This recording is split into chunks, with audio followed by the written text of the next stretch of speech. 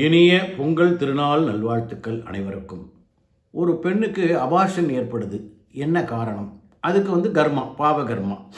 அந்த முன்னோர்கள் தாத்தா பாட்டி முப்பாட்டன் அவங்கெல்லாம் செய்த பாவத்தினுடைய காரணம்தான் இந்த பெண்ணுக்கு கர்ப்ப கலையுது, அபார்ஷன் ஆகுது. அப்போது அது அபார்ஷன் ஆகிறதுக்கு முன்னாடியே அந்த பெண்ணுக்கு தெரிஞ்சிடும்.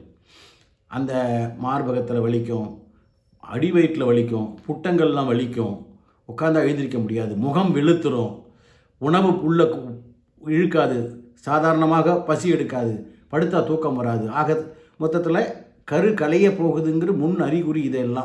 இதையெல்லாம் பெரியவர்கள் இருந்தாங்கன்னா பார்த்து நாடி பிடிச்சி அந்த காலத்தில் பார்த்துட்டு அதற்குரிய மூலிகைகள்லாம் கொடுத்து காப்பாற்றுவாங்க. இன்றைக்கி காலம் மலையேறி போச்சு, அந்த மாதிரி உள்ளவங்களாம் யாரும் இல்லை. டாக்டர்கிட்ட கொண்டே காட்டணும், காட்டி அதற்குரிய விஷயங்கள் செய்யணும்.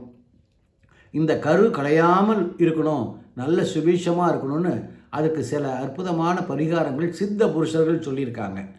அதை நீங்கள் தொலைபேசியில் கேளுங்க, நான் அதை சொல்கிறேன். அதையெல்லாம் நோட் பண்ணி அதை செய்யுங்க. கர்ப்பமான உடனே அதை செய்ய ஆரம்பிச்சிட்டிங்கன்னா கர்ப்பம் கலையாமல் நல்லபடியாக குழந்தை பிறக்கும்.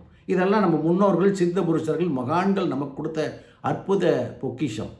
இதே ஆச்சார கோவைகளில் இதை போன்ற விஷயங்கள்லாம் இருக்குது. அதையெல்லாம் நீங்கள் பார்த்து இது பண்ணணும். தொலைபேசியில் தொடர்பு கொள்ளுங்க, அதை நான் விளக்கங்கள்லாம் தரேன். கர்ப்பம் என்பது ஒரு மிகப்பெரிய இறைவனுடைய கர்ப்ப கிரகமும் ஒரு தாயினுடைய அந்த கர்ப்பமும் ரெண்டும் ஒன்று தான். ஒரு குழந்தை பிறக்குதுன்னா மிகப்பெரிய ஒரு அதிசயம், மிகப்பெரிய விஷயம் ஒரு குழந்தை தாயின் வயிற்றிலிருந்து பிறக்கிறது.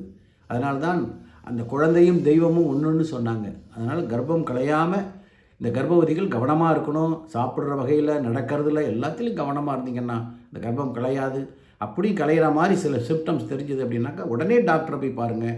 இல்லை என்னை தொடர்பு கொள்ளுங்கள், நான் அந்த பரிகாரம் சொல்கிறேன். சரிங்களா? இந்த பொங்கல் திருநாள் ரொம்ப சிறப்பாக இருக்கட்டும். வாழ்த்துக்கள்.